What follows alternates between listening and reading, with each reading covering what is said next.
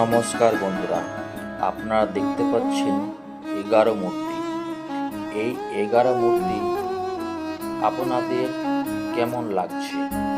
ভালো লাগলে অবশ্যই শেয়ার, লাইক, কমেন্ট করে জানাবেন আর পাশে থাকবেন।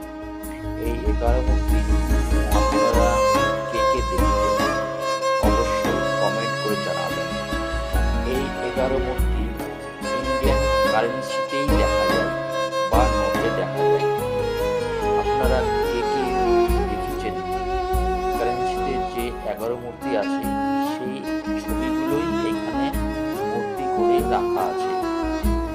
ভালো লাগলে অবশ্যই একটি কমেন্ট